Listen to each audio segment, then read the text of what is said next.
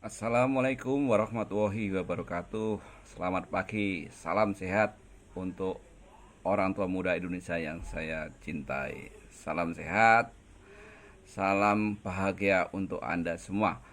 Terima kasih setelah membuka video saya lagi ya, Cibikus Channel. Mohon maaf lama tidak upload konten-konten karena Cibikus dalam masa transformasi kegiatan Cibikus dari online ke offline. Jadi banyak yang direncanakan. Kami Cibikus juga masih punya kegiatan yang sifatnya offline. Baik, teman-teman atau saudara saya yang saat ini mempunyai anak-anak yang balita ya.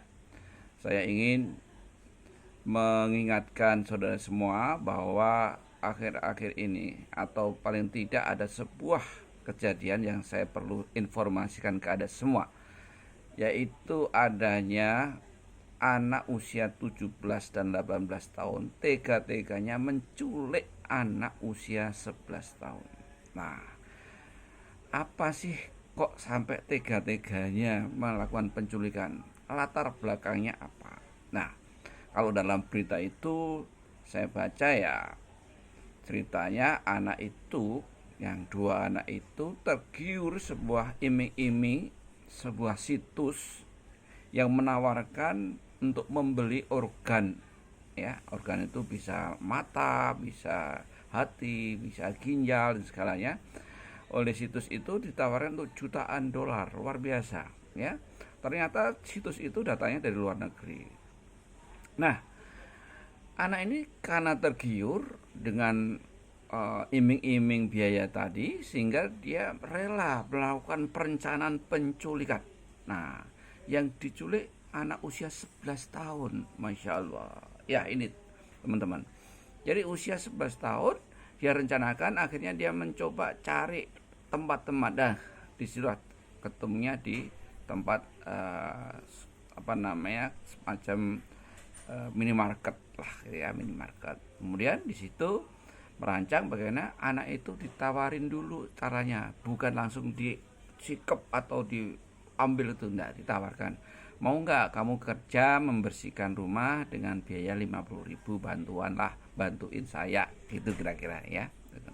Nah, karena masalah ekonomi, 50.000 kalau di kampung, barangkali ini kampungnya juga daerah Sulawesi Selatan gitu ya. Akhirnya mereka tergiur, oke, mau 5. Nah, sementara ada dua anak yang ditawari, yang satu merasa tidak nyaman, akhirnya dia nggak mau. Nah, si ini yang satu ini berani menawarkan diri, dan oke, akhirnya sepakat untuk mendatangi di rumah itu. Nah, teman-teman, ini kejadian luar biasa. Begitu di rumah, anak itu akhirnya dikasih laptop, lihat-lihat laptop, akhirnya apa? Dia dibekap dari belakang. Artinya dibekap belakang, akhirnya terjadilah yang namanya pembunuhan. Setelah membunuh, nah saya nggak tahu ceritanya bagaimana sampai sekarang, nggak belum dapatkan informasi yang detail, sehingga anak itu memutuskan untuk membuang. Nah, yang saya ingin sampaikan kepada teman-teman dalam forum ini atau dalam media ini, pertama, ada dua hal yang saya ingin sampaikan. Pertama adalah bagaimana masalah anak-anak Anda melihat sebuah situs. Hati-hati. Anda harus kontrol sejak dini. Situs apa saja yang dia lihat, membahayakan atau tidak. Kalau anak itu merasa situsnya dia tutupin dan nggak boleh, itu artinya ada sesuatu yang bahaya ya, menjadi sesuatu yang perlu Anda selidik.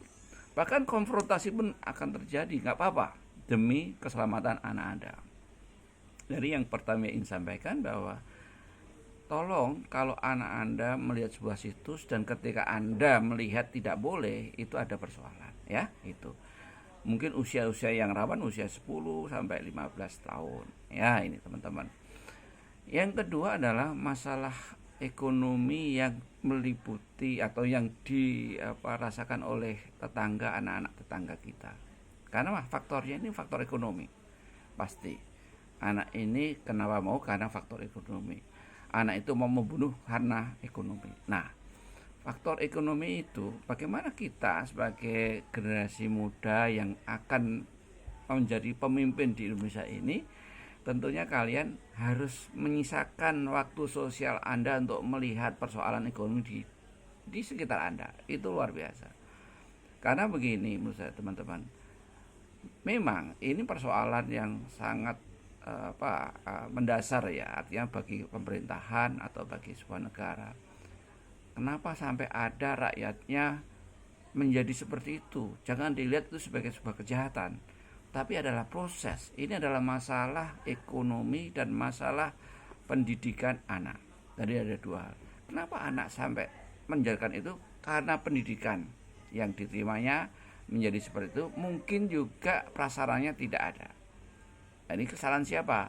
Kesalahan kita semua, tapi yang utama adalah negara, pemerintah harus memfasilitasi sebuah proses pendidikan yang seperti itu. Jangan sampai ada anak ini menjadi menjadi persoalan sosial seperti itu, ya. Yang kedua, orang-orang tua tidak mau secara khusus menginvestasikan waktunya untuk meneliti atau melihat persoalan anaknya tentang terkait dengan digital istilah ekonomi digital ekosistem seperti ini. Jadi mari dalam situasi seperti ini kita harus lebih waspada, ya. Datangnya situs-situs yang tidak perlu kita buka, ya. Kita harus sosialisasikan kepada anak-anak kita mulai sejak dini, ya. Pemerintah juga harus memikirkan bagaimana supaya tidak terjadi seperti itu. Pendidikan karakter harus menukik kepada anak-anak di bawah usia rata-rata atau di bawah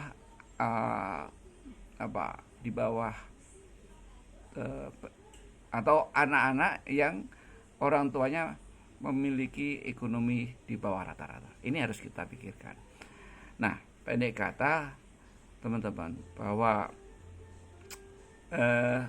teknologi semakin canggih, tapi persoalan juga semakin banyak yang bisa kita dapatkan. Untuk itu, saya ingin mengajak teman-teman Cipikos, ya, supaya Anda hati-hati, ya. Ini rawan ketika Anda tidak mau atau tidak melakukan investigasi kepada apa yang anak Anda lakukan sejak usia dini, ya.